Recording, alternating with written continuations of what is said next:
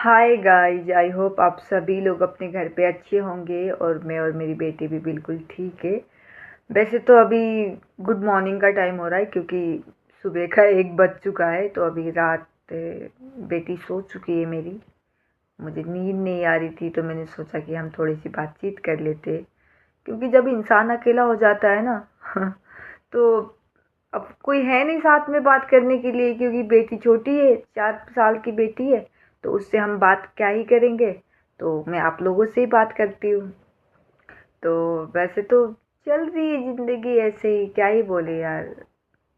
कभी ज़िंदगी में उतार चढ़ाव तो होता ही रहता है, सबकी लाइफ में ही है। कौन खुश है? कोई भी खुश नहीं है यार। जिनके पास पैसे होते हैं वो भी खुश नहीं है ना।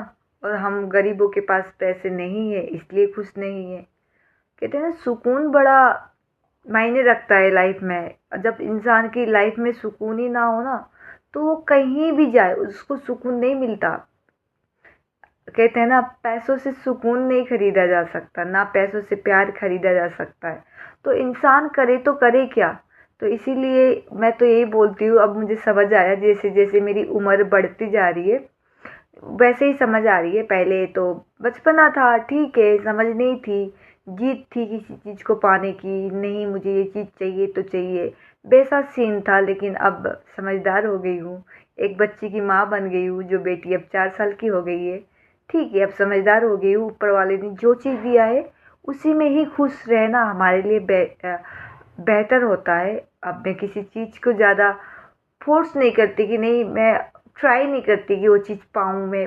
वो चीज़ मतलब होता है ना कि नहीं मुझे वो चीज़ चाहिए ही चाहिए, वो चीज़ मेरे अंदर से सब कुछ ख़त्म हो चुका है। क्योंकि 15-16 साल में मेरी शादी हो गई थी और मतलब अपनी पूरी ऐसी चली यार। और जिसको भरोसा किया था उसी ने ही धोखा दे दिया है, तो आगे तो क्या ही कहना है। तो ठीक है, अब भरोसा भी नहीं रहा। ठीक है, अच्छी चल रही है।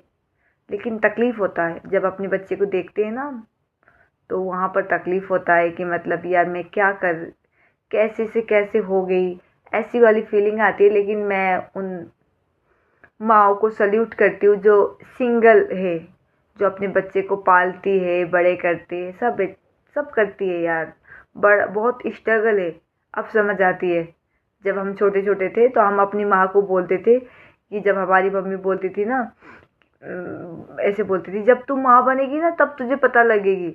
लेकिन हम बोलते थे 2 वक्त की रोटी तो हर कोई खिलाता है। अगर इतना परेशानी हो रही थी तो जब हम पैदा हुए थे तभी हमारा गला घोट के मार देते। ऐसे हम उनको माँ को जवाब देते थे। तो मम्मी हमें बोलती थी कि जब तू माँ बनेगी ना तब तू अपने बच्चे को मारना गला दबा के। तो जब हम माँ बने तो हम समझ में आया कि मतलब अपने बच्चे को ना नहीं कुछ कर सकते, नहीं मार सकते, कुछ भी नहीं कर सकते। क्योंकि अपने बच्चे से जो माँ प्यार कर, इसीलिए शायद वो माँ शब्द बनी है कि माँ अपने बच्चों से बहुत प्यार करती है। तो ठीक है, मैं माँ भी बन गई, सब चीज़ें ज़िंदगी में उतार चढ़ाव भी हो गया, वो सारी चीज़ें मेरी लाइफ में हुई। अभी तो कहते हैं ना, पीछे देखूँ तो बहुत कुछ झेल चुकी हूँ और आगे देखूँ तो अभी बहुत कुछ झेलना बाकी है। तो अभी तो ज़िंदगी चल रहा है, झेलना है बहुत सारी चीज़ें। तो करते, ऊपर वाला जहाँ तक दौड़ा सकता है दौड़ाएगा और वहाँ तक हम भी होंगे। तो मेरी बहन बोलती थी कि यार ऊपर वाला भी कितना मेरा परीक्षा लेगा, पता नहीं कौन सा परीक्षा मुझे कितना और पास होना है। तो वैसे ही मेरे साथ भी है, अभी पता नहीं कौन सा परीक्षा ले रहा है। तो उस एग्ज़ाम में मुझे भी पास होना है। कब तक मैं पास होंगी मैं भी देखूंगी। बाकी तो सब ठीक है। रात बहुत हो चुकी है, बेटी सो गई है क्योंकि मुझे सुबह स्कूल भी उसको भेजना है।